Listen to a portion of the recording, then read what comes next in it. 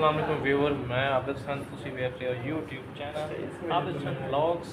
ते अज का व्लॉग बहुत ही आदा होने वाला है। नवा व्लॉग है ना, नवा ताज़ा व्लॉग है जी। अज उस जगह ते दोबारा से आए बैठे तो होटल दे क्या नाम है होटल का जनाब? सदाबहार पप्पू होटल। ये देखो ना, शीटा शूटा लगी ने, बेली अपना पी है, सुता भी है, खाना शाना बन रहे। की बनवाया जनाब आज? की तैयार करा रहे हो? मटन तैयार करा रहे हैं देसी घ्यो है, ठीक है ना जी। मखनी कढ़ाई तैयार हो रही। तो उस तो पहले साड़ी गुजारिश है, चैनल को सबसक्राइब करो, लाइक करो, फॉलो करो, कमेंट करो कैसी लगी तुहानू वीडियो।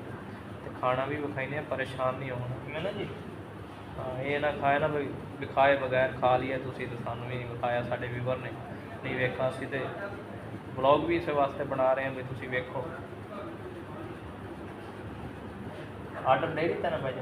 फोन तो आर्डर दे दिता, बस आवन वाला है, रेडी है सब, तो बस आया हमने। व्यू वेखो जी होटल का,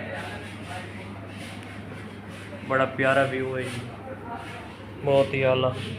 एक कबूतर सुता भी है जी, थक्का त्रुट्टा भी है सारा ने।